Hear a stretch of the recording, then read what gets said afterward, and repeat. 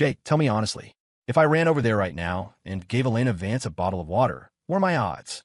My roommate, Chris Hall, lowered his voice, hiding like a thief behind the old oak tree next to the basketball court. He sounded like a man marching to the gallows.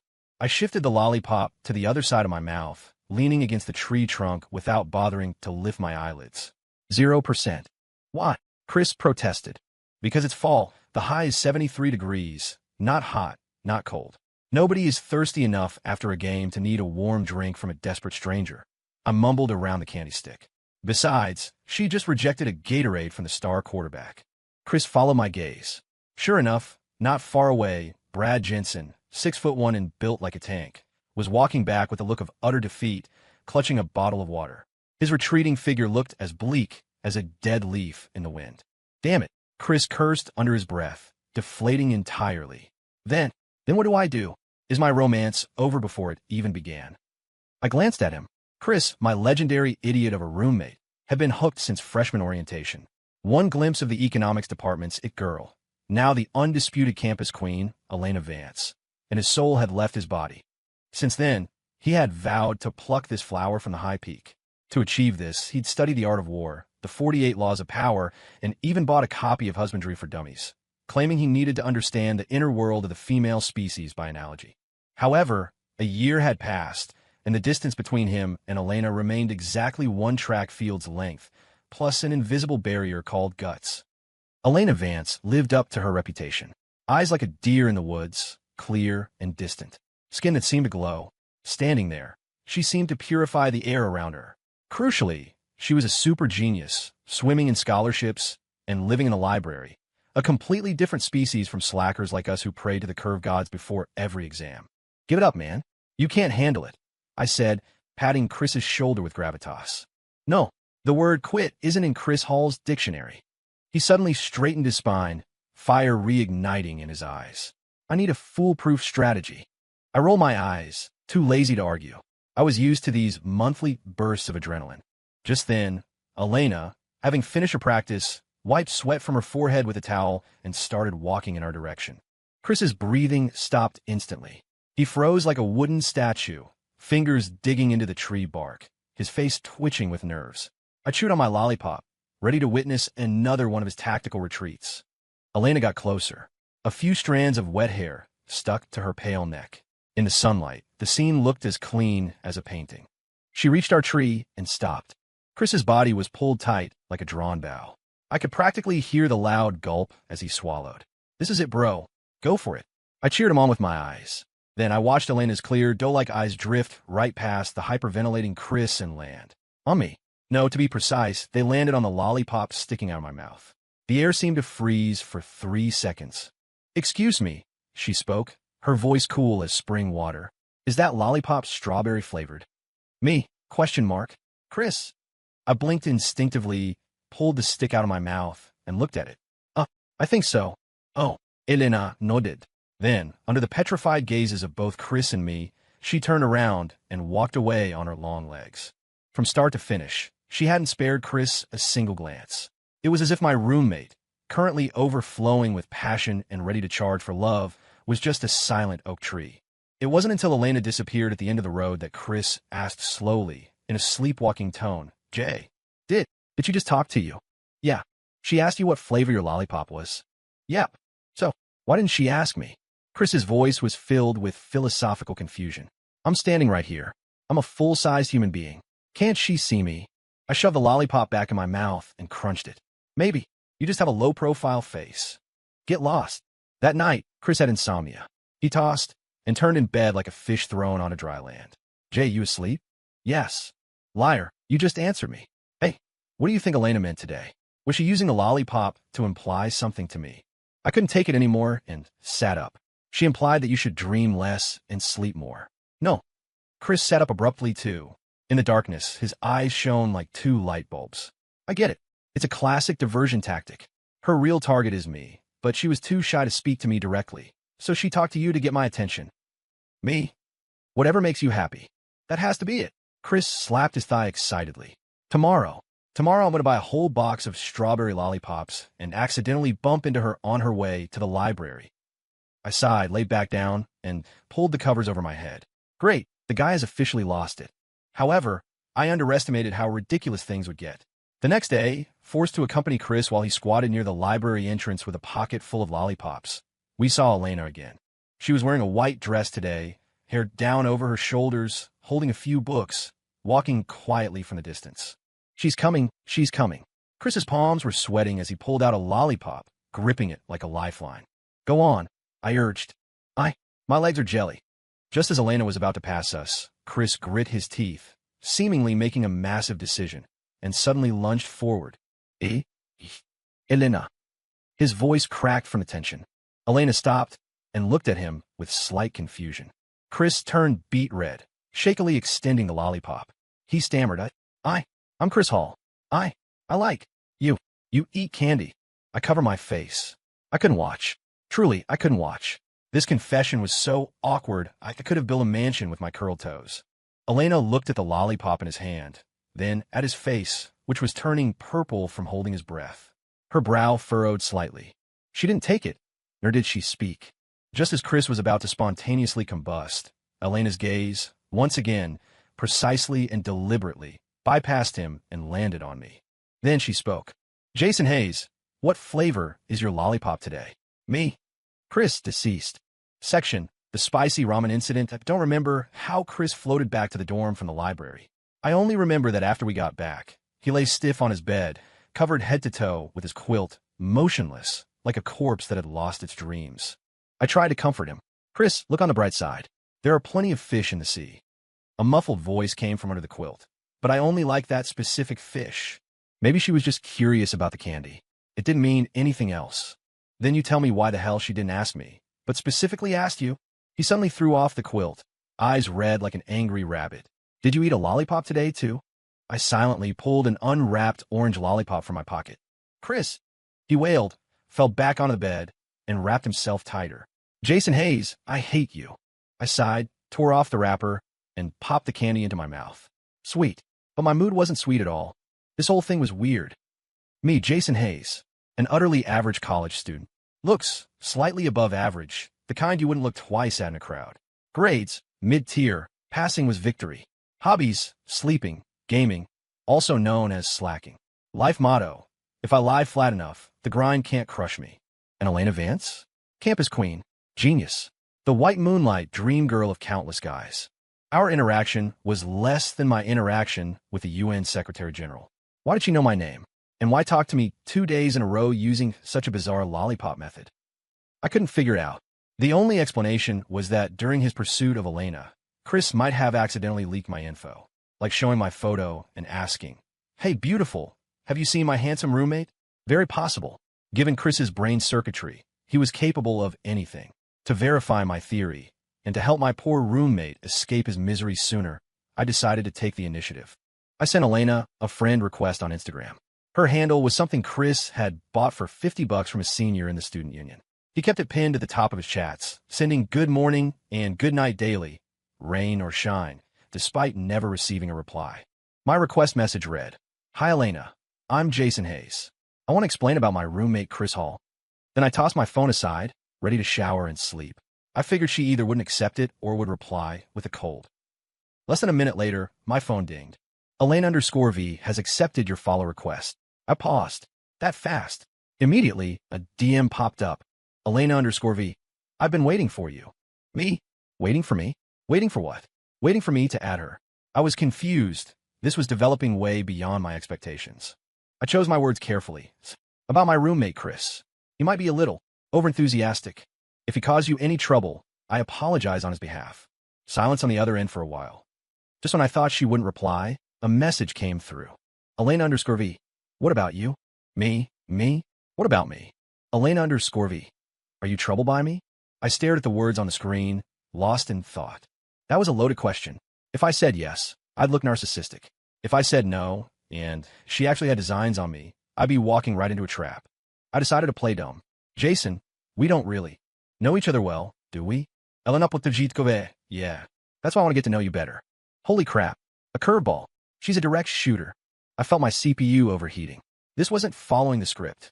In a normal college romance, shouldn't the popular girl look down on a loser like me? until some event reveals my hidden talent, leading to a slow burn. Why skip straight to, I want to get to know you? Director, did I get the wrong script? Before I could figure out how to reply, the phone buzzed again. Elena under scurvy. Are you free tomorrow night? Grab dinner? I was completely stunned. A date? Just like that? I instinctively glanced at Chris, playing dead on his bed. Bro, I'm sorry. Your goddess seems to want to hit on me.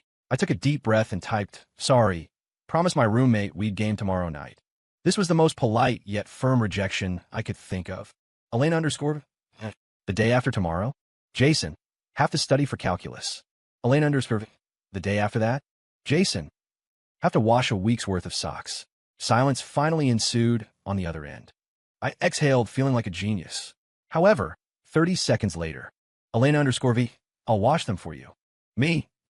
I threw the phone aside and buried my face in my pillow. I couldn't talk to her anymore. The world had gone mad. The next day, Chris miraculously resurrected. He sat across from me with dark circles under his eyes, looking as serious as a delegate at a UN summit. Jay, after a night of deep reflection, I've had an epiphany. What epiphany? Elena. She's testing me. Chris slammed the table. She's deliberately being nice to you to see my reaction, to see if I'm determined enough. It's a setup. I looked at him with admiration. Honestly, the mental gymnastics required to reach that conclusion were impressive. So I decided. Chris clenched his fist. I'm going to double my efforts. I'll show her my sincerity. Tonight, at her favorite spicy ramen spot, Mama Lou's, I'm going to engineer a perfect accidental encounter. Me? Good luck. No, you have to come with me. Chris grabbed my arm. You're my wingman. When a moment comes, you have to hype me up. I wanted to refuse, but seeing his hopeful eyes, I softened. Fine, I'll walk my brother down this last mile. So, at 7 p.m., Chris and I suspiciously appeared at Mama Lou's on the back street near campus. The place was famous for being cheap and delicious, so it was packed. We barely found seats in a corner. Chris kept stretching his neck to scan the crowd, while nervously fixing his hair. Jay, do I look handsome today? Handsome. Drop-dead gorgeous. When she comes in, I'll pretend to bump into her and then... Before he could finish, the wind chimes at the door tinkled. Elena, wearing a simple white t-shirt and jeans, walked in. She seemed used to the crowd, expertly grabbing a tray, queuing up, and then carrying a steaming bowl of spicy ramen to look for a seat. Chris's eyes went straight. She's here. She's here.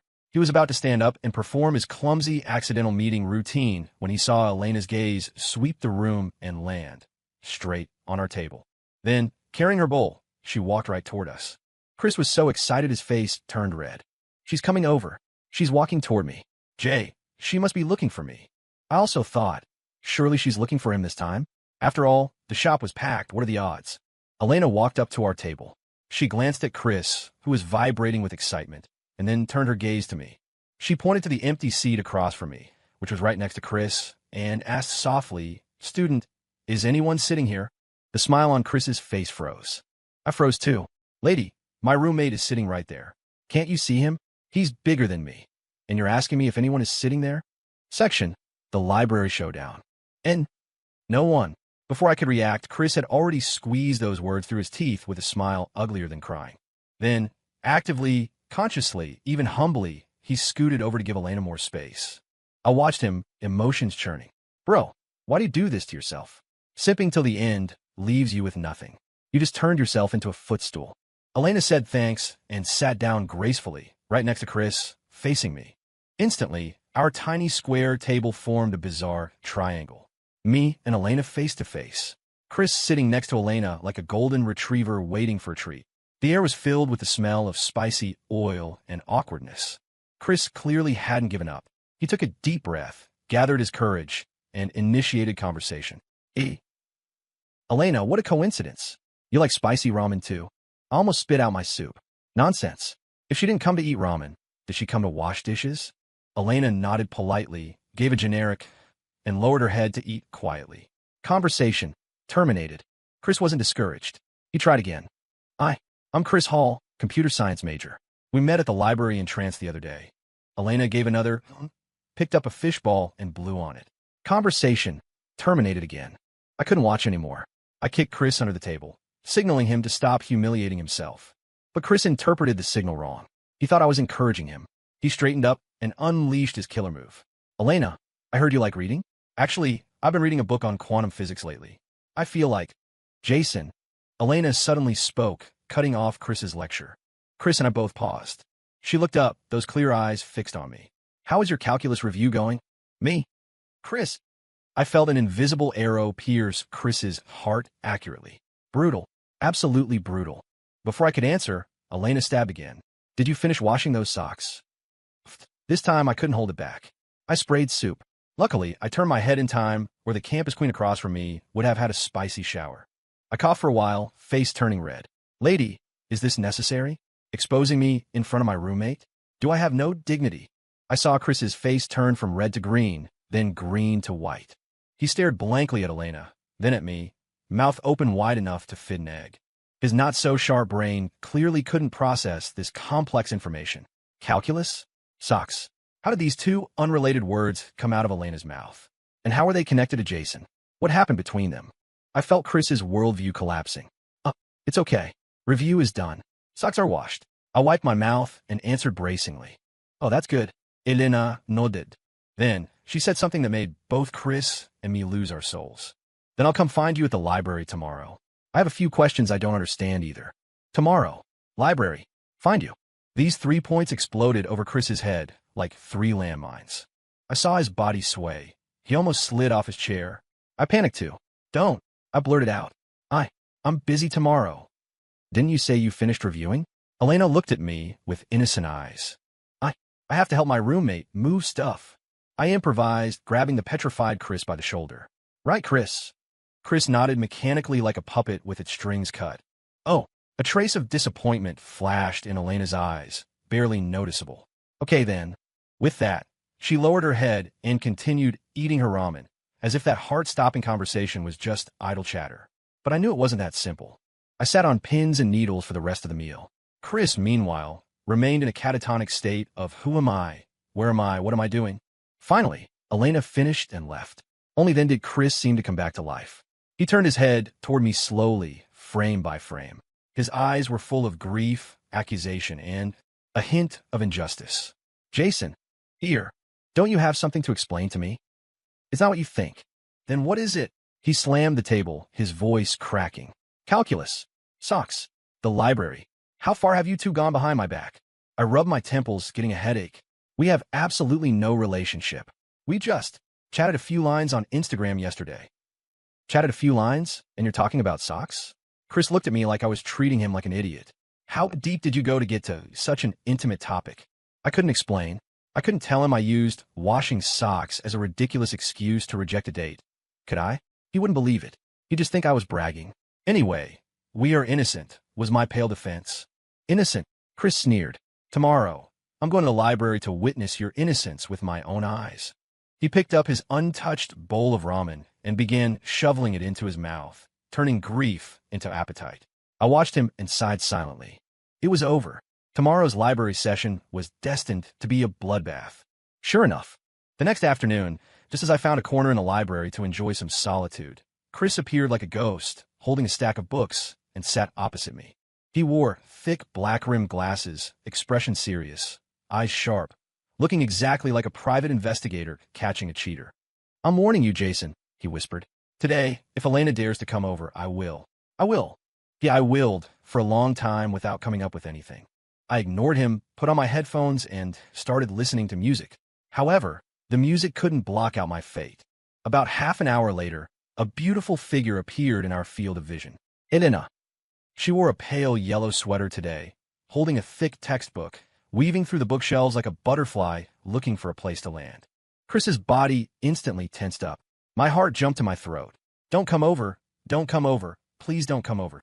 I chanted internally. But Murphy's Law is never absent. Elena's eyes lit up when she saw me, and she walked straight toward our corner. Chris clenched his fists.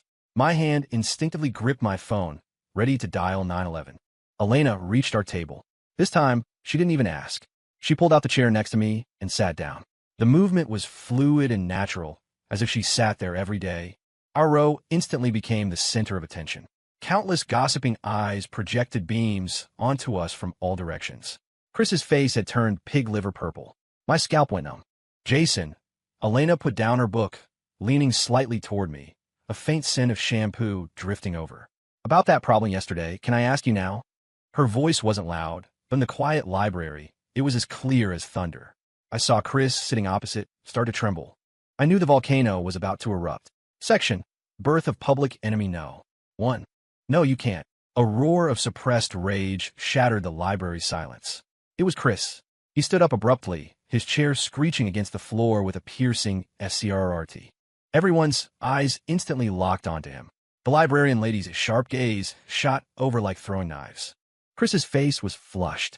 He pointed at me, then at Elena, lips trembling, unable to form a coherent sentence.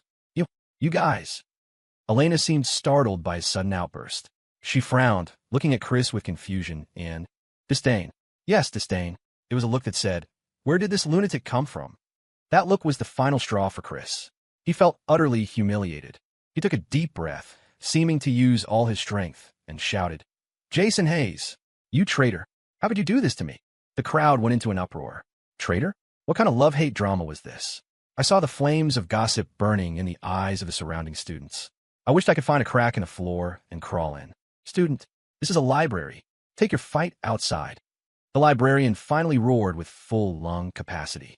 Chris looked like he'd been doused with ice water. He sobered up slightly, glared at me viciously, glanced at the bewildered Elena, grabbed his books, and stormed out without looking back.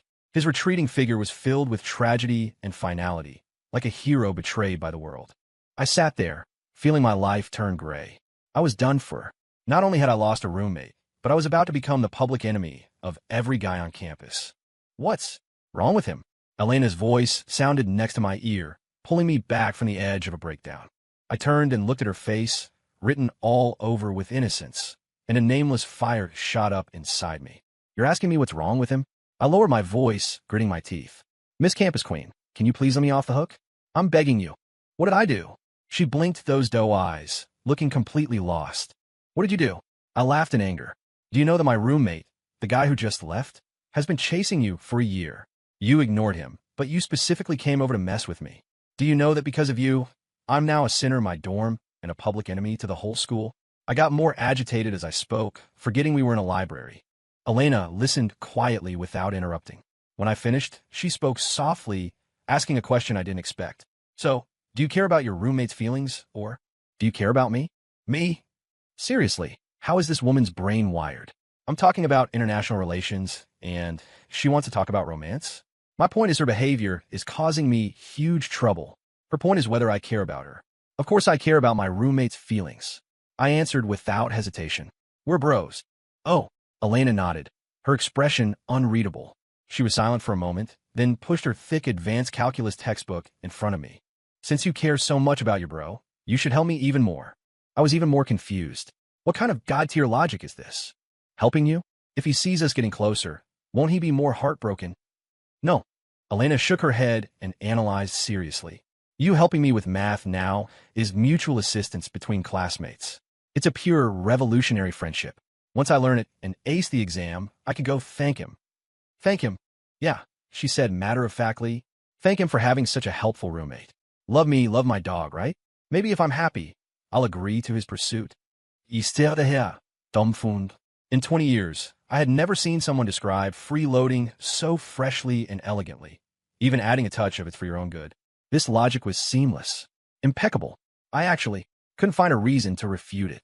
Looking into her clear, thirsty for knowledge eyes, I struggled. Reason told me this was a trap, a giant pit. But emotionally, damn it, why did I feel like she made sense? What if she really agreed to date Chris because I tutored her well? Then wouldn't I become the hero of our dorm? I could save the brotherhood and solve his lifelong singleness. What a magnificent achievement. Thinking of this, the scale in my heart began to tip. Then, just one problem. I asked tentatively, the corner of Elena's mouth hooked up in an imperceptible arc. "Deal." And so, on that sunny afternoon, under the ambiguous and complex gazes of everyone in the library, I, Jason Hayes, a slacker, began tutoring a genius in calculus. The scene was surreal no matter how you looked at it. Even more surreal was that Elena really seemed to just want to ask questions. She listened extremely seriously, occasionally asking sharp questions that put massive pressure on me as the teacher, terrified I'd expose my own ignorance. An hour later, my mouth was dry, and I felt drained. "Got it?" I asked weakly. "Yeah, pretty much." Elena nodded and closed the book. "Thanks, Jason. You teach really well." You're welcome. To show my appreciation, let me buy you boba tea. No need. I instantly went on alert like a cat with its tail stepped on. Classmates help each other without expecting returns. Are you kidding? If I go get tea with you and get photographed, I won't just be the campus enemy tomorrow. I'll be the universe's enemy. All right then. Elena didn't push it. She packed her things and stood up. I'm heading out. Bye. Bye. Watching her leave, I let out a long breath, feeling like I just fought a hard battle. However, I celebrated too early. That night, the campus confessions wall on social media exploded. A high-def photo hit the trending page. In the photo, sitting by the library window in perfect sunlight, Elena and I were heads together, focused on the same book. The image was aesthetic enough to be a movie still. The headline, breaking, Campus Queen Elena Vance possibly taken. The guy's an average Joe from Comp-Sci. Below, the comments section had already built a skyscraper of replies. WTF. My goddess. My youth is over. Who is this guy? Why him? I object to this marriage. Upstairs, I just asked around. The guy's name is Jason Hayes. He's the one Elena publicly confessed to at the library entrance 2 days ago. What? Wasn't it his roommate who confessed? How did it become him? You guys don't get it. This is called repairing the walkway openly while crossing the tunnel secretly. The real masters strike from the shadows. Damn. Calculated. Stealing his bro's girl while pretending to be innocent. I am gonna puke. Scumbag. Boycott Jason Hayes. Give back my goddess. I looked at the phone screen, hands and feet cold. It was over. Jumping into the Yellow River wouldn't wash me clean now. Jason Hayes, 1 year into college, had finally gone viral in a way I never imagined. I had become public enemy no. 1. Section. The challenge from the jock. The first day of being public enemy no. 1 was excruciating. Walking down the street, I could feel hostile glares from all directions. In the cafeteria line, the guy behind me accidentally rammed me with his tray. On the way back to the dorm, someone even sneered TCH at my back. And the instigator of all this, Mr. Chris Hall, hadn't spoken a word to me all day. He treated me like air, unseen, unheard. An invisible Berlin Wall stood between us. I tried to fix things. Chris, gaming tonight? I'll carry you. He ignored me, put on headphones, and cranked the volume. Chris, I brought your favorite fried chicken. He poked his head out of his bunk, looked at me coldly, and said, take it away. I don't eat traitor food. Then he retreated. I felt like he and I were really done. Worse things were yet to come. The next afternoon, I had no class and was preparing to run in the dorm when the door was kicked open with a violent bang. I jumped in fright, sitting up in bed. 3 large guys stood in the doorway. The leader wore expensive sportswear, hair slicked back with oil. It was the sports department hunk, Brad Jensen, the guy Elena rejected the other day. Behind him were 2 lackeys, all looking hostile, clearly here to cause trouble. Chris, lying in his bed, took off his headphones and sat up with a look that said, I'm watching a show. Brad scanned the room, his gaze finally locking on me. He pointed his chin at me and asked arrogantly, You're Jason Hayes. My heart sank. Great, the rival is at the door. And a physically dangerous one at that. That's me. I answered, bracing myself. All right, you got guts. Brad sneered, hands in pockets, walking in. Kid, I don't care what tricks you use to scam Elena. I'm here today to tell you one thing. He walked to my bed, looking down at me, enunciating every word. Stay away from her. She's not something a guy like you can touch. Typical alpha male speech. Too bad I wasn't the fragile heroine in a drama. I frowned. We're just classmates. Are you misunderstanding something? Just classmates. Brad laughed like he heard a huge joke. Do normal classmates read books head to head? Do you think the whole school is blind? We were just discussing a problem. I don't care what problem you were discussing. Brad's patience ran out. He punched the desk next to me, making a loud bang. I'm giving you one choice. Either you go tell Elena right now to keep her distance, or... He paused, cracking his knuckles. Crack, crack. Or I'll let you taste what it means to have your bones discussed. A naked threat. Anger rose in my chest, too. From start to finish, I was innocent, damn it. Why should I be threatened like this? Before I could speak, Chris on the opposite top bunk suddenly said in a ghostly voice, I support you beating him up. Me? Bro, you truly are my good brother. Brad clearly didn't expect me to get support from the rival's roommate.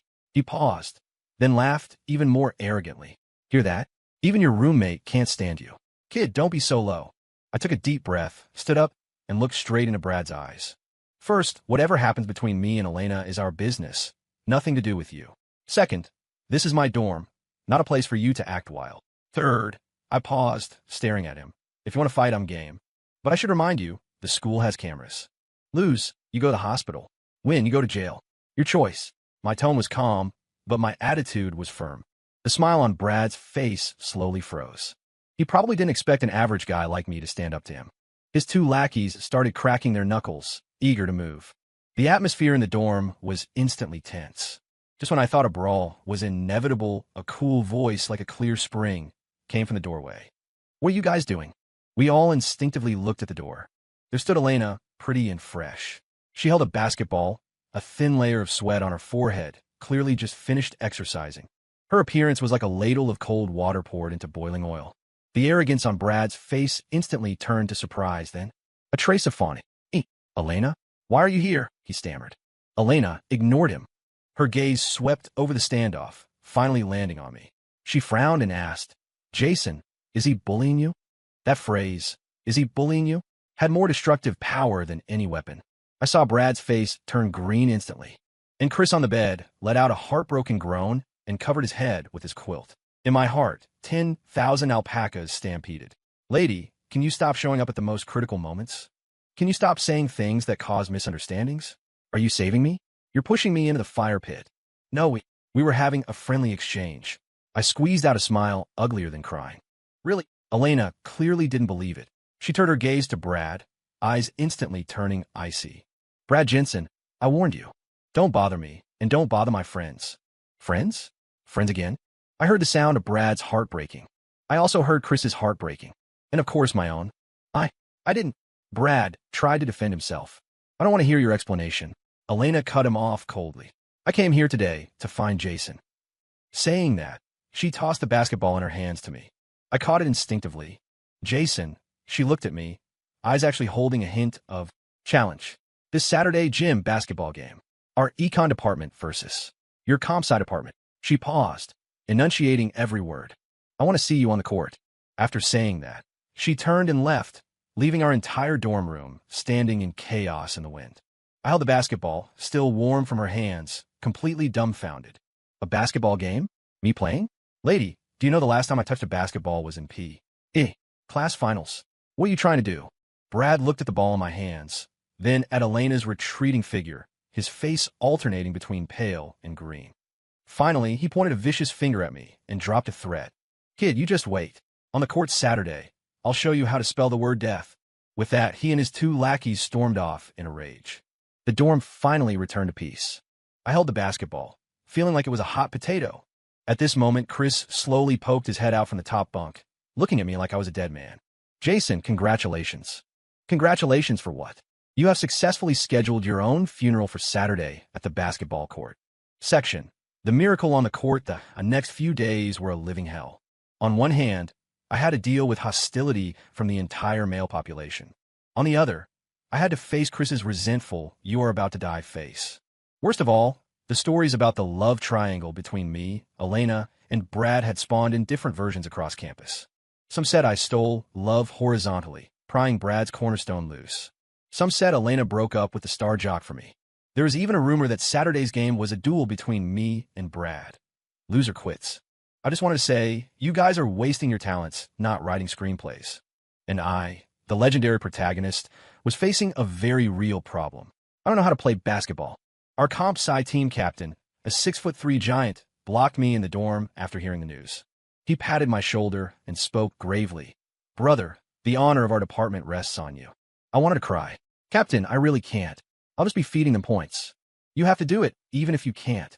The captain waved his hand. "This is no longer a normal game. It's a battle for dignity. Think about it. If we lose, what will people say? They'll say comp sci men can't even protect their own women. Me? She's not my woman. She will be soon." The captain gave me a "I get it" look. "Anyway, Saturday you must play. Even if you just stand there. You are our spiritual symbol." I was utterly hopeless. It was like driving a duck onto a perch. I had no choice. Saturday arrived in a flash. The gym was packed, standing room only. I seriously suspected half the school came to watch this so-called duel. I sat on the bench in an ill-fitting jersey, palms sweating with nerves. On the opposite side, the econ team had Elena. She wore a refreshing sportswear outfit, warming up. Her lovely figure drew countless screams. On our side, Brad Jensen, acting as a ringer, since he was technically sports department but playing as a guest, stared at me like prey, a cruel sneer on his lips. I felt I might die here today. The game began. Our department was weaker than econ to begin with, and now with the bug-level existence of Brad, the situation was completely one-sided. Brad was like a tiger, rampaging through the court, scoring, stealing, blocking, doing it all. Our team was crushed by him alone. Halftime ended with a shocking score, 40-15. We were trailing by 25 points. During the break, morale was low, gloom hanging over us.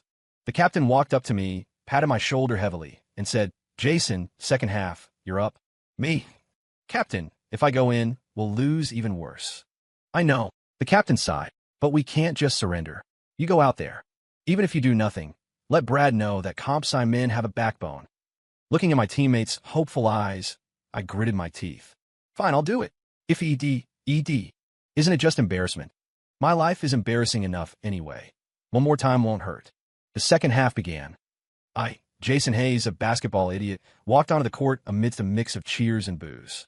Seeing me enter, Brad's smile grew smugger. He deliberately dribbled right up to me, used a flashy nutmeg to bypass me easily, and scored a layup. The crowd erupted in laughter. My face burned. Next, Brad began to humiliate me aggressively. He showed off his skills in front of me repeatedly, treating me like a human background board. I did nothing but run behind him, exhausted. The score gap widened further. Our side had completely given up resistance. Everyone looked at me with pity and mockery. I felt like a clown. Just as I was about to collapse, a basketball, by some devilish luck, rolled to my feet. A teammate had poked it loose during a chaotic scramble. Instinctively, I bent down and picked up the ball. The moment I held the ball, the entire stadium went instantly silent.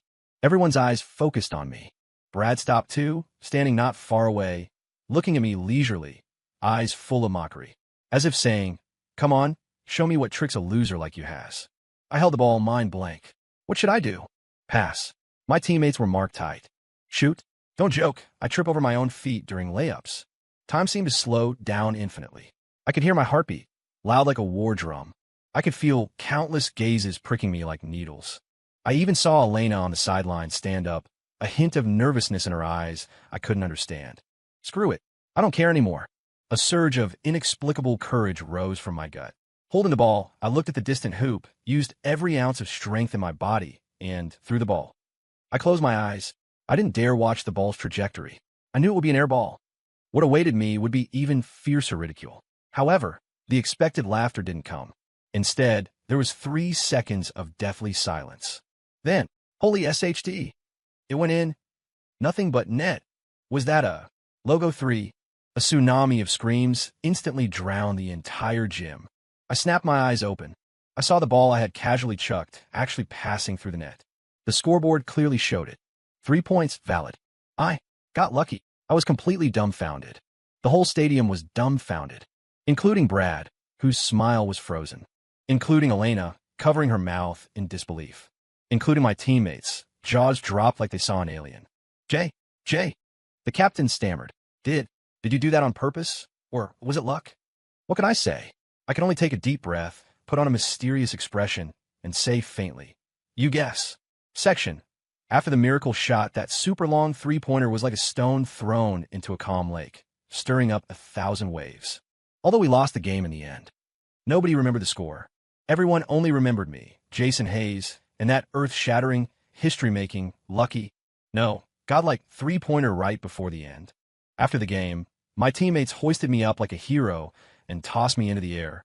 "Jason is a beast. God, Jason, take my knees." Lying on their solid arms, looking at the gym lights, I felt my life was as magical as a dream. On the other side, Brad's face was darker than the bottom of a pot. He lost the narrative while winning the stats. I won respect while losing the game. Everyone felt he was the loser, because the moment the final whistle blew, the first person Elena ran to wasn't the winning team, but me, the loser. She ran up to me, handed me a water bottle, looked at me with sparkling eyes, and said, "Jason, you played really well." At that moment, the camera flashes nearly blinded me. Brad watched this, clenched his fist, and finally left the court silently with his team, utterly dejected. Jason Hayes, had ascended to godhood in one battle. Overnight, I went from public enemy no 1 inch to the basketball genius who struck a fatal blow for love. The campus forum had thousands of replies on the thread about me. My three-pointer was made into a GIF, paired with epic anime music, and circulated wildly in group chats. This is a real man. Usually keeps a low profile, but when it counts, one shot settles a universe. Love it.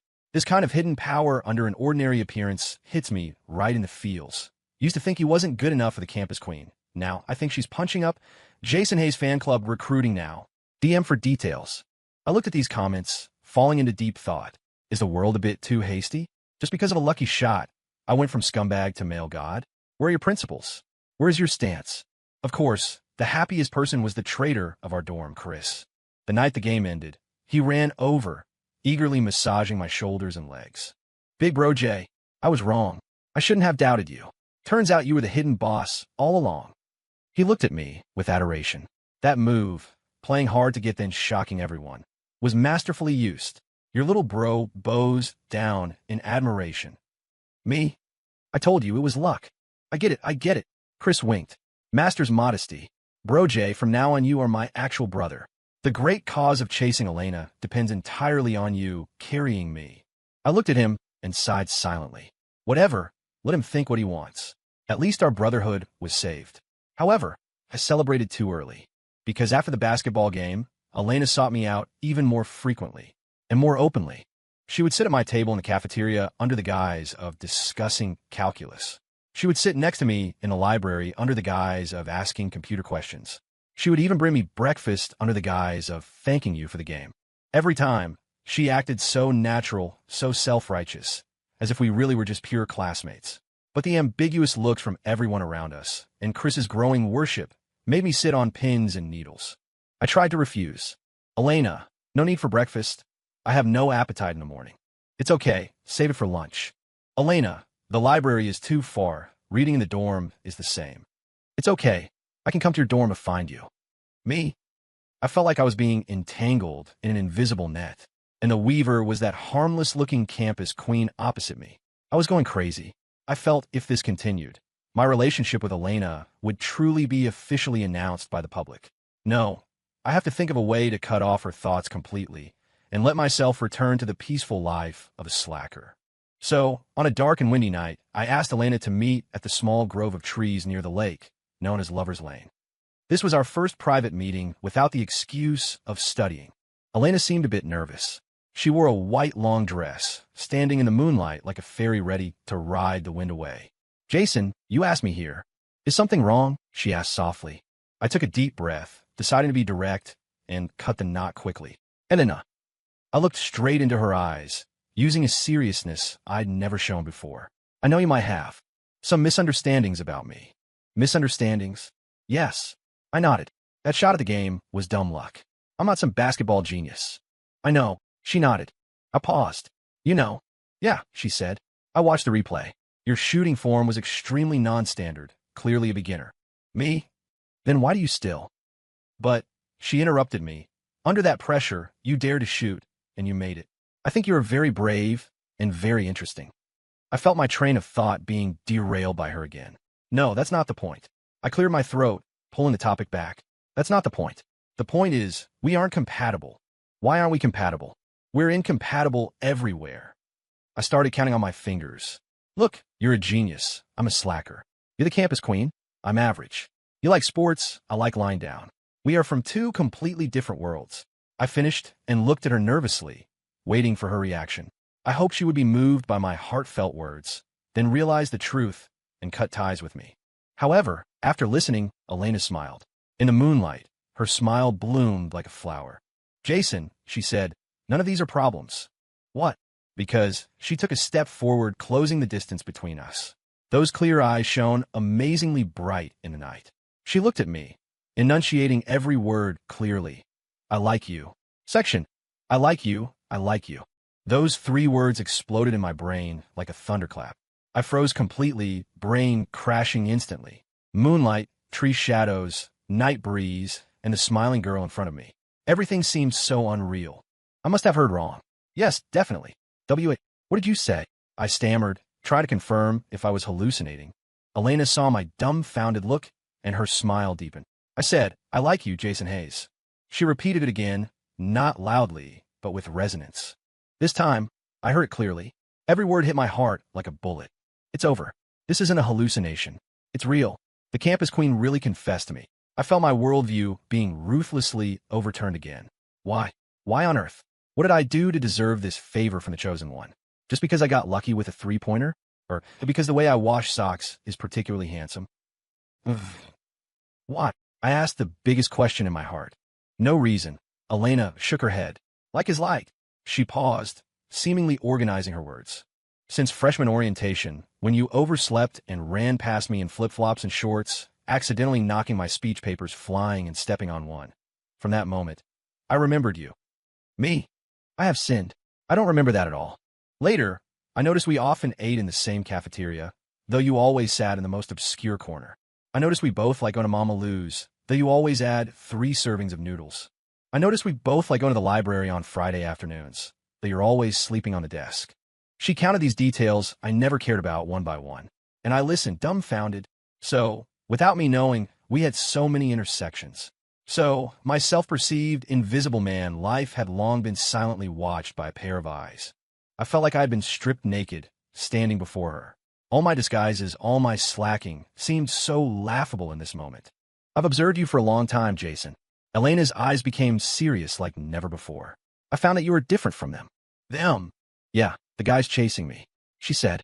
They only like the label Campus Queen, Elena. They send flowers, write letters, play guitar into my dorm.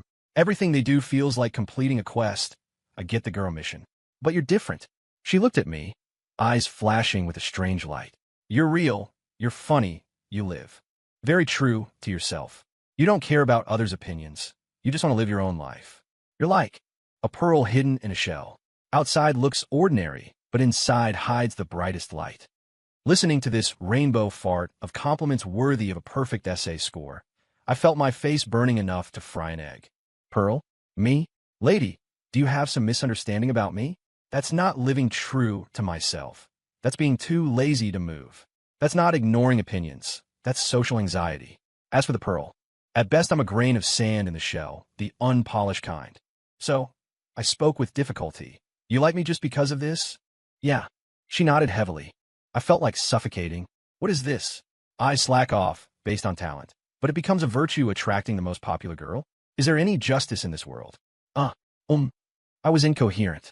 Elena, I think you might need to calm down. Your understanding of me might not be deep enough. I'm very calm. She interrupted me, and I want to understand you deeper. Saying that, she took another step forward. The distance between us was so close I could smell her faint scent. I could see her long eyelashes like 2 small fans in the moonlight. My heart began to pound disappointingly fast. Thump, thump. Jason, she looked up, staring straight into my eyes. Be my boyfriend, okay? Boom. I felt my brain completely explode. Be your boyfriend. Me, Jason Hayes, an ordinary salted fish, becoming the boyfriend of the campus queen? If this news gets out, Brad will skin me alive. Chris will turn into a vengeful spirit and sing sad songs at my bedside every night. No, absolutely not. My peaceful life cannot be destroyed like this.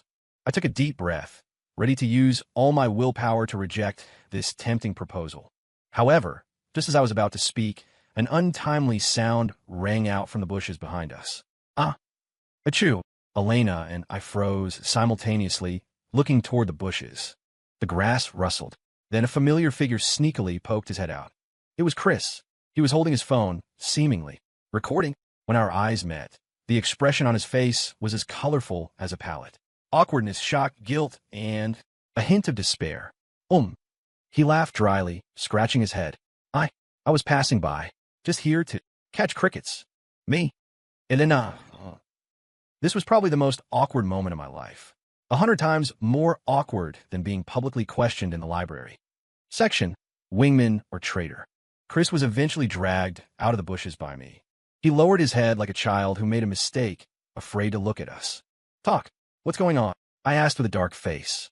I was just worried about you. Chris's voice was as small as a mosquito's hum. I was afraid Brad's gang would come trouble you again, so I secretly followed you. This excuse sounded loyal enough. But when I saw the recording interface on his phone screen that he hadn't closed yet, I knew it wasn't that simple. Then why are you recording? I pointed at his phone. I want to keep evidence in case you got hurt. Chris's eyes darted around. I believe him like I believed in ghosts. He just wanted to film me getting rejected by Elena so he could mock me later. Just as I prepared to continue the interrogation, Elena suddenly spoke. It doesn't matter. Chris and I both paused. What doesn't matter? I asked. Elena looked at Chris, her expression calm. You want to pursue me, right? Chris's face turned red instantly.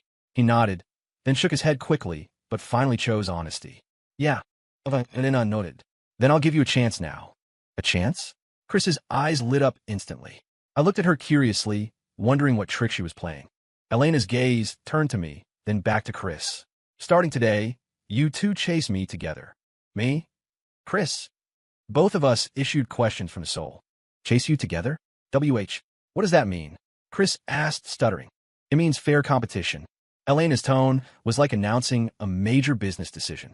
I will give you the same tasks, the same opportunities. Whoever moves me in the end, I'll be with him. She paused, adding, of course, if neither of you satisfies me, I won't take either.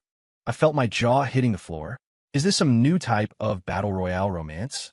Put two suitors together, let them kill each other, then pick the winner? Lady, are you choosing a boyfriend or a gladiator champion? Chris was clearly shaken by this proposal too. He looked at me, then at Elena, expression shifting from ecstasy to confusion to struggle. Then Jason and I, we become rivals. Yes, Elena nodded. Then her gaze landed meaningfully on me. But someone seems to claim he has no interest in me and only wants to be your wingman. So, this shouldn't count as rivals, right? At most, a sparring partner. Me? I got it. I completely got it. This woman is forcing me into the game. She knows I value brotherhood and don't want to fall out with Chris. She also knows I hate trouble and don't want to get involved in emotional entanglements. So, she tied us together. If I refuse, it's like directly giving the chance to Chris. If I participate, I walk right in her trap. Brilliant. Absolutely brilliant. This move of retreating to advance is an open conspiracy. Looking at this girl with the cloudy light expression, for the first time, I felt a deep wariness. This isn't some innocent fairy. This is a scheming, calculating demoness. Well, do you agree? Elena looked at us, issuing the ultimatum. What could I say? I looked at Chris, who looked conflicted but hid a trace of expectation in his eyes, and sighed silently. Fine. Things have come to this. I just have to play along. Consider it taking a bullet for a brother. I have no objection. I squeezed out the words. Hearing me agree, Chris gritted his teeth and puffed out his chest. I have no objection either. I will prove I love you more than he does. Good. Elena nodded with satisfaction. She took 2 identical sticky notes from her pocket. So, here's your first task. Chris and I took the notes simultaneously. I opened mine to see a line of elegant handwriting. Tomorrow morning at 8 a.m. at Lover's Lane, bring me a heartfelt breakfast. Requirement. Must be handmade. Handmade?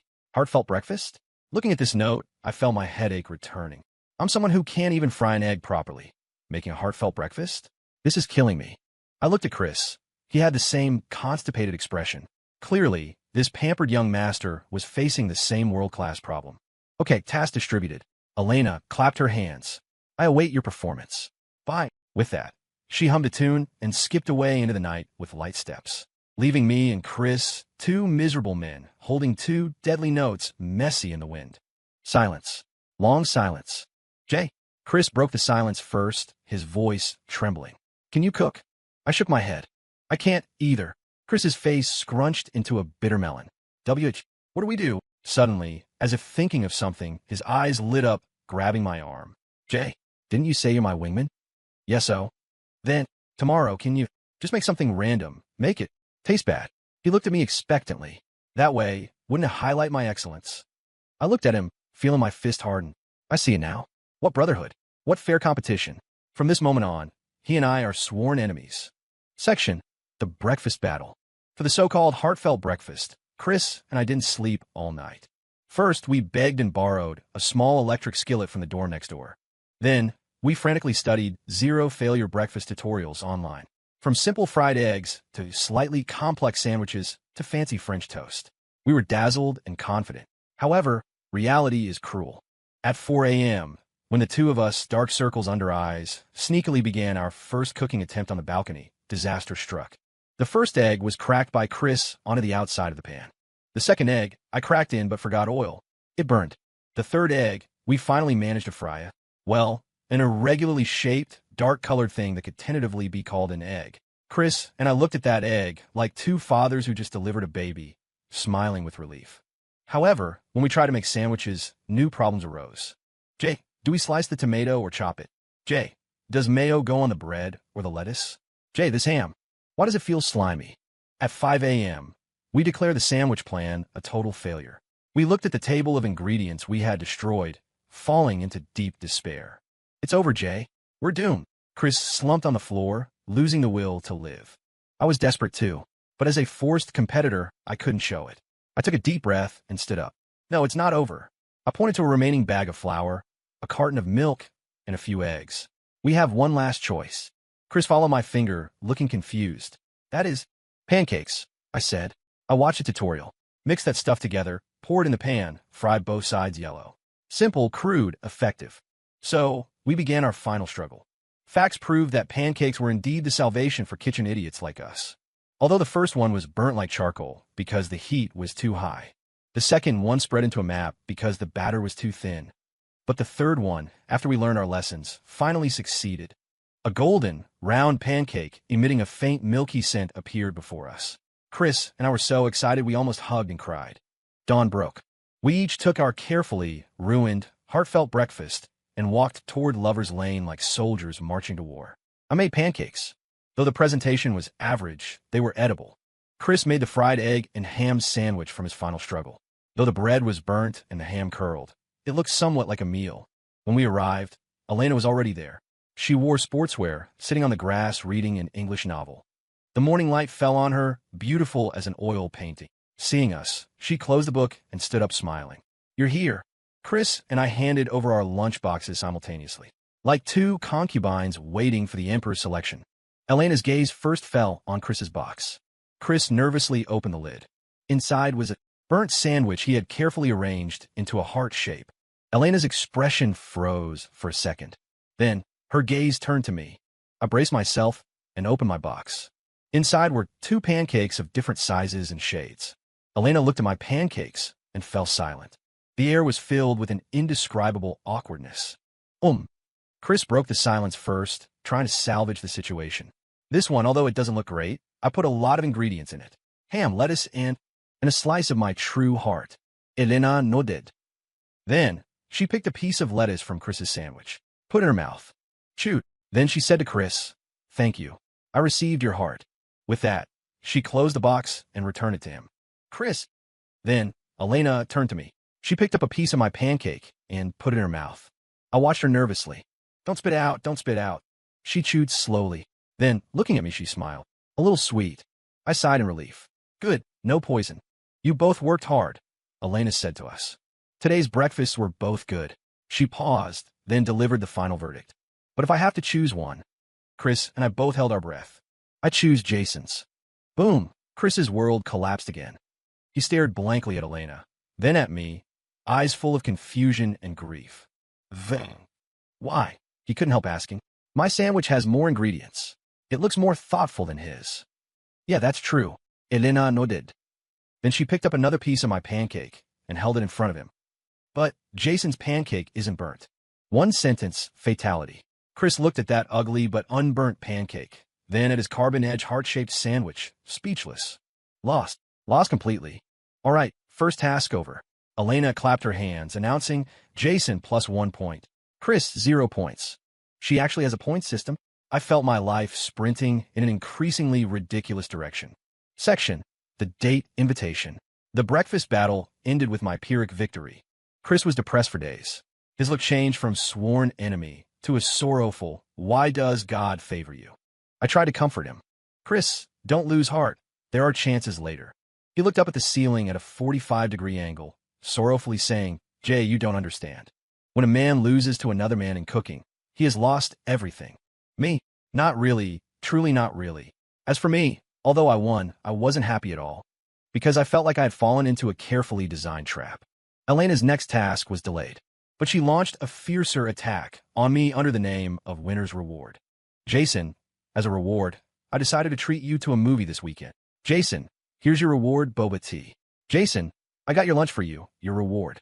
I felt like I was drowning in these rewards, living every day under Chris's sorrowful gaze and the jealous eyes of every guy on campus. Days felt like years. I started missing my old salted fish life of eating and sleeping. No, I can't go on like this. I must counterattack. I must let her know I, Jason Hayes, am not a puppet to be manipulated. So, on an ordinary Wednesday afternoon, when Elena invited me to a newly opened amusement park for the weekend as a reward, I rejected her. Sorry, Elena. I looked at her and said righteously, I already have plans this weekend. Elena would. Plans? With whom? With a very important person. I was deliberately vague, creating an air of mystery. I thought she would retreat, or at least feel a bit disappointed. However, I was too naive. Elena heard this, and her eyes lit up instead. Very important person? Is it a girl? Her tone actually held a trace of excitement. Me? This reaction is wrong. Shouldn't you be jealous? Shouldn't you question me? Why are you excited? So what if it is? I said bracingly. That's great. Elena clapped her hands. Perfect. I'm meeting someone this weekend, too. We can go together. Me? Together? Lady, I'm telling you I'm taken, so you stay away. How did you interpret that as a double date? And not convenient, right? I tried to struggle. What's inconvenient? She looked at it as matter-of-factly. Perfect chance to introduce everyone, make friends. I felt my brain running out of RAM. I couldn't keep up with her rhythm. But it's settled. She didn't give me any chance to refute, slapping the table. Saturday morning, 9 a.m., amusement park gate. Be there or be square. Remember to bring your important person. With that, she hummed a song and skipped away, leaving me alone in the wind, messy as a pile of spaghetti code. Where the hell am I going to find an important person? I went back to the dorm and told Chris the whole story. I hoped he could give me ideas, or at least sympathize. Result, Chris heard it, was silent for a while. Then he slapped his thigh excitedly. Jay, this is an opportunity. Me? Opportunity? Yes. His eyes shone with wisdom. Think about it. What a great chance to show my magnanimity. What do you mean? Think, he began analyzing, weekend you, Elena, and her friend for people. At this moment, I, as your good brother, your important person, make a dazzling entrance. Me? Wait, my important person is you? Who else? He looked at me with a who else but me face. Imagine the scene. Elena sees me. She'll be surprised. Then I act polite and charming, showing her that not only do I not mind you two being close, I even bless you. This broad-mindedness, this grace, what woman wouldn't be moved? I listened stunned. It seemed somewhat logical. Then you hype me up from the side, say good things about me. Brothers united, attacking from inside and outside. Are you afraid we can't win her over? I looked at him, lost in thought. This plan, though sounding a bit twisted, but it seemed to be the only way to solve my dilemma. As long as Elena shifts her attention from me to Chris, what does it matter if I sacrifice a bit and pretend to date him? It's just a bit disgusting. I'll endure it. Okay. I gritted my teeth. Let's do it. So Chris and I, the Plastic Brothers, formed an evil alliance for our respective goals. Saturday, 9 a.m., amusement park gate. Chris and I stood side by side. He had dressed up specially today, hair gelled shiny, wearing a plaid shirt he thought looked cool, waiting nervously and expectantly for his goddess. I, on the other hand, wore a look of resignation. Soon, Elena's figure appeared in the distance. She wore a pink dress today, a cute clip in her long hair, looking a bit sweeter than usual. Beside her followed another girl. That girl was petite, with short hair and delicate features, but her expression was icy, like an emotionless doll. Elena pulled that girl, walking quickly toward us. Jason, Chris, you're here. She greeted us with a smile. Then, she pulled the short-haired girl forward to introduce her. Let me introduce you. This is my roommate, an important person I invited today, Sasha Cole. Chris and I nodded politely. The girl named Sasha just glanced at us coldly, not speaking. Okay, everyone's here. Elena clapped her hands. Then her gaze fell on Chris and me, standing side by side. She tilted her head, asking Jason curiously. By the way, Jason, where is the important person you invited? Here it comes. The main event. I took a deep breath, just about to push Chris forward according to the script. However, before I could speak, a voice I never dreamed of rang out from behind me. Sorry, I'm late. The voice was gentle, pleasant, and carried a familiar trace of WEF. I turned around sharply. Standing behind me was someone in a long dress, exquisite makeup. A man. No, wait. That face. That face was clearly the theater major junior from the dorm next door, Timmy, who practiced falsetto on the balcony every day. Why is he here? Before I could recover from the shock, Timmy had already walked up to me. Then, under everyone's petrified gaze, he extended hands paler than a woman's and affectionately linked arms with me. He flashed a smile at Elena, so sweet it was criminal, and said in a pinched voice, "Hi there, sweetie. I am Jason's important person." Section. Amusement park chaos at that moment. Time seemed to stop. Only Timmy's sickly sweet tilde echoed in the air. Me, Chris, Elena, and her Ice Queen roommate Sasha. The four of us stood at the gate like statues struck by lightning. My brain had turned into mush. What is this situation? Why did this junior suddenly appear? And why say something so shocking? I tried to pull my arm out of his gentle embrace. Result, he hugged tighter, looking at me with eyeliner-rimmed eyes full of grievance. JJ, what's wrong? Don't you like it when I do this? Me? I felt like vomiting. On the other side, Chris's expression was beyond colorful. It was the blank stare of a man whose worldview had been pulverized. He looked at me, then at Timmy. His mouth opened and closed. Finally, his gaze landed on our tightly interlocked arms. Then, with a tone of someone who had seen through the vanity of life, he said, "Oh, I get it. You get it? Get what?" "Don't get anything." I was anxious enough to cry. However, most surprising was Elena's reaction. She recovered quickly from the initial shock. She looked Timmy up and down, then looked at me, and the corner of her mouth actually hooked into an amused smile. "So it's like that."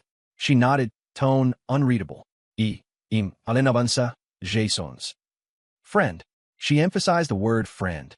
Timmy immediately showed a hostile expression. "She's very pretty, but my JJ only likes my type," saying that. He deliberately rubbed his head on my shoulder. I had goosebumps all over. I felt my life was completely out of control. From a two guys chasing a girl romance, it instantly turned into an annual ethical drama involving betrayal, lies, and confusion. And I was the innocent, pitiful protagonist. "Okay, since everyone is here," Elena acted completely unaffected, clapping her hands enthusiastically. "Let's go in. Goal for today, ride everything." So, our bizarre group of 5 walked into the amusement park under the strange gazes of bystanders. The next few hours were a public execution for me. Roller coaster. Timmy screamed the whole time, hugging my arm to death, burying his head in my chest. Chris sat staring out at the scenery with a look of hopelessness. Elena and Sasha were calm. Merry-go-round. Timmy insisted on sitting on the same horse as me, asking me to take photos.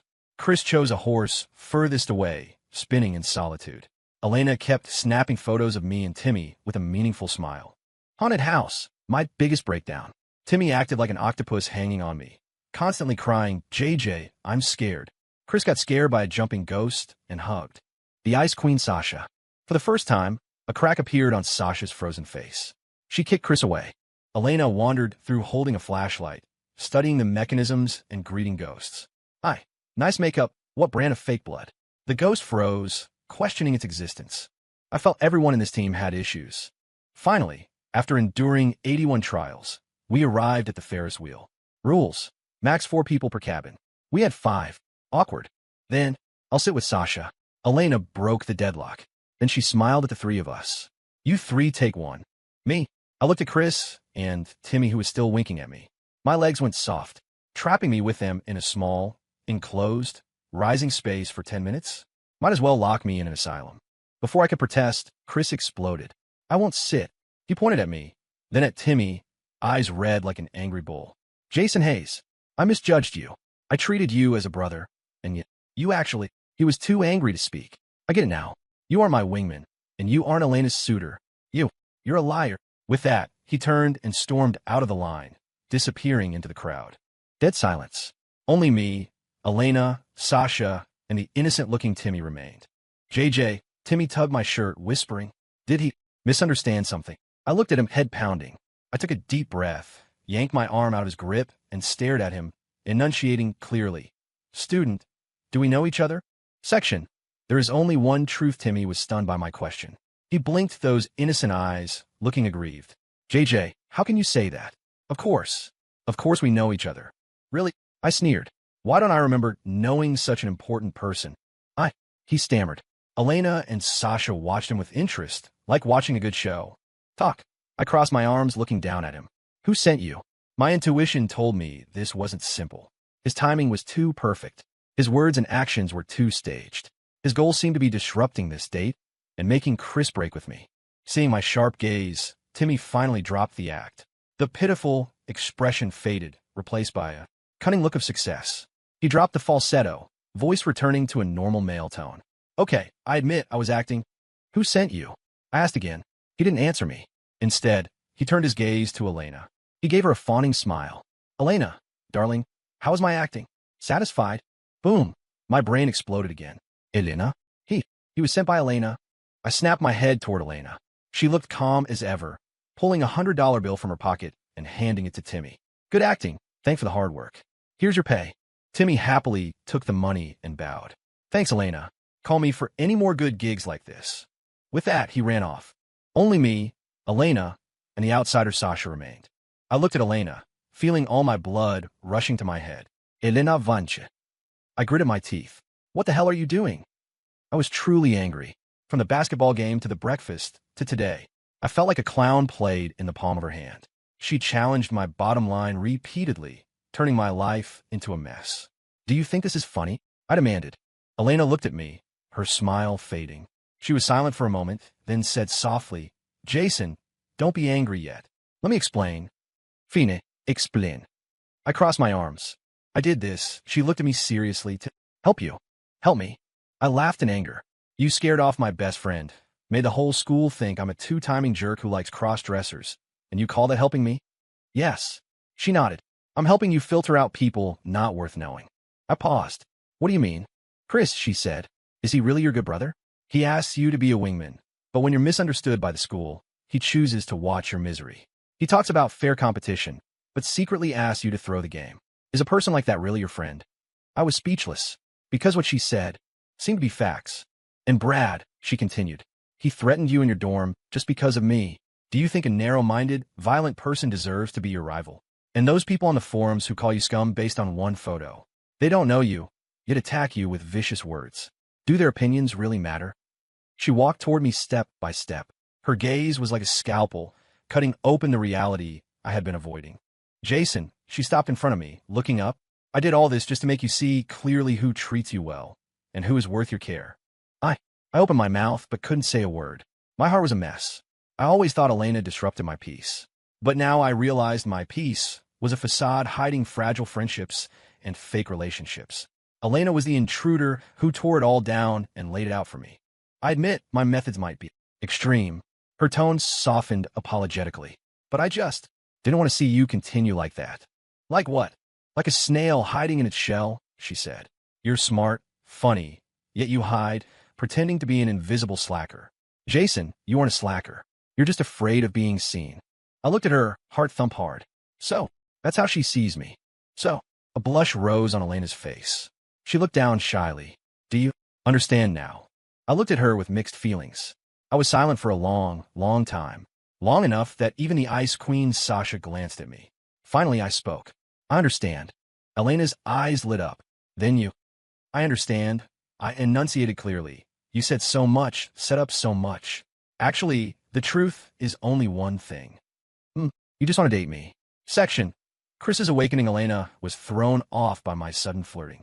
Her pale face turned red instantly like a ripe apple. You. Nonsense. I do not. She stammered, but her dodging eyes betrayed her. Beside us, the silent Sasha seemed to smirk slightly. Must be my imagination. Really? I stepped forward, mimicking her earlier move, cornering her. Then why go to such lengths? Hired actors, tests. What for? For me to help you cheat on finals? She retreated step by step, eyes panicked, losing her queen in control aura. Turns out this scheming little fox gets flustered too. Seeing her cute appearance, my anger vanished, replaced by a feeling. Sweet and itchy, scratching my heart. All right, teasing over. I smiled, stepping back to give her space. Thanks for today. Thank me. She paused. Yeah, I nodded. Thanks for making me see a lot of things clearly. And thanks for letting me see a different side of you. I kept the second half inside. That day, returning from the park, a wonderful understanding formed between us. We didn't break the paper window, but we knew things were different. She stopped using weird tasks. Our interactions became natural. We studied quietly in the library. Shared food in the cafeteria. Walked on the track at dusk talking about movies and games. I found that without the campus queen halo, she was just a normal, laughing girl. And I got used to days with her. My slacker heart was slowly warmed by her. Of course, a huge problem remained. Chris. Since running off, he cut ties with me completely. He built an invisible wall in the dorm. I knew he was angry. Or rather, angry at himself. I tried to talk, but he avoided me. Until a week later. That night, returning from the library, I saw Chris sitting on the balcony drinking alone. Several empty beer bottles lay at his feet. I walked over and sat down. Drinking alone is boring. I took a beer from his hand and took a sip. He didn't stop me, just smiled self-deprecatingly. Jay, am I a dumbass? A little. I answered honestly. He choked, then laughed harder. Yeah, I'm a dumbass. I chased her for a year, didn't even know what she likes. I only knew she was the campus queen, pretty, and getting her would bring status. I thought treating her well and buying gifts would make her like me, but I never truly tried to know her. He turned to me, eyes holding a sobriety I'd never seen. But you, Jason, he said, you did nothing, yet you understand her better than I do. What do I understand? I was surprised. You understand she doesn't need flashy pursuits or fawning.